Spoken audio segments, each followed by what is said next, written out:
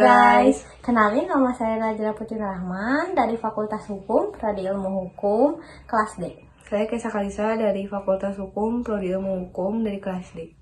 Nah, di sini kita akan membicarakan terkait hal-hal menarik tentang kabinet kita, Yaitu Kabinet Indonesia Bersatu, simak baik-baik ya.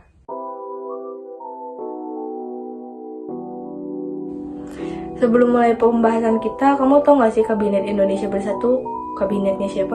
Tahu dong, Kabinet Indonesia Bersatu ini didirikan oleh Presiden ke-6 kita, Pak Susilo Bambang Yudhoyono, dan wakilnya Pak Yusuf Kala pada tahun 2004 sampai 2009. Nah, kamu tahu nggak nama Indonesia Bersatu itu dipilih? Kenapa? Nama Indonesia Bersatu itu dipilih karena dinilai mencerminkan semangat persatuan dan kerjasama lintas partai politik dalam pemerintahan. Kabinet ini juga punya 2 periode loh. Nah, kalau ini aku tahu, Kak. Di Kabinet Indonesia Bersatu periode pertama memiliki 34 menteri dan 3 pejabat tingkat menteri. Di periode kedua mereka memiliki 34 menteri dan 4 pejabat tingkat menteri. Nah, ngomong-ngomong, kamu tahu nggak sih apa aja sih struktur dan komposisi Kabinet Indonesia Bersatu ini?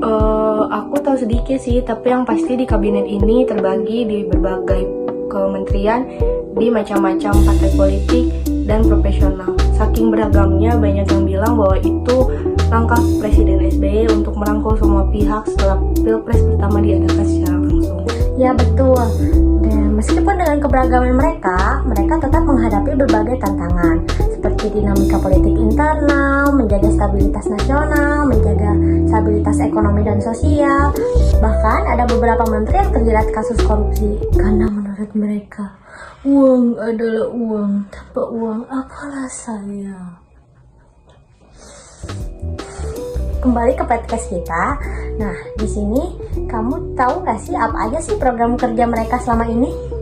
Sebelum itu, kamu tahu nggak sih program kerja Kabinet Indonesia Bersatu itu sampai 45 loh. Wah, sangat banyak sekali ya. Tapi di sini hanya ada 15 yang jadi prioritas, yaitu pemberantasan mafia hukum, revitalisasi industri pertahanan, penanggulangan terorisme, meningkatkan daya listrik di seluruh Indonesia, meningkatkan produksi ketahanan pangan, revitalisasi produk pabrik pupuk dan gula, penanggulangan penggunaan tanah dan tata uang, membangun infrastruktur, dan apalagi ya, aku lupa. Biar aku lanjutin. Selanjutnya ada meningkatkan kewirausahaan dan pengembangan UMKM melalui kredit usaha rakyat, mobilisasi sumber pembiayaan di luar APBN atau APBD, mengelola perubahan iklim dan lingkungan hidup, reformasi pendidikan, reformasi kesehatan, meningkatkan kesiagaan penanggulangan bencana, dan sinergi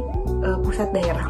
Wah, sangat luar biasa ya. Nah, sebelum penutupan, tahu nggak sih beberapa fakta menarik bahwa ternyata Bu Sri Mulyani menjabat sebagai menteri buat 3 presiden loh. Sangat hebat ya Bu Sri. Gak hanya itu, Kabinet Indonesia Bersatu juga kabinet yang paling lama bekerja di Indonesia sampai 5 tahun loh. Wah, sangat lama sekali ya. Di kabinet ini juga ada sosok-sosok yang kemudian menjadi tokoh penting. Seperti di jajaran Kabinet Indonesia Bersatu pertama ada Pak Joko Widodo yang menjabat sebagai Menteri Kelautan dan Perikanan. Gak hanya itu, putra Pak SBY, Pak Edi Baskoro Yudhoyono menjabat sebagai Sekretaris Kabinet loh.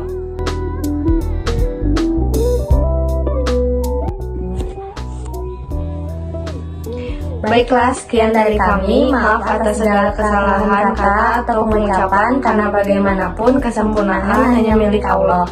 Terima kasih telah menonton dan sampai jumpa lagi. Dadah.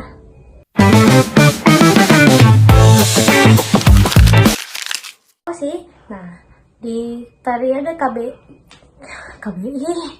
ya Allah, ya udah buang aja. Ulang aja. Wah, sangat lama ya.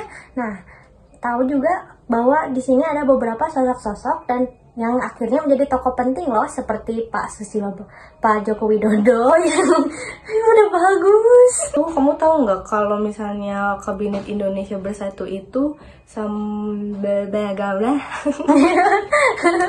Kerap lanjutin. Baiklah, sekian dari kami. Maaf atas segala kesalahan.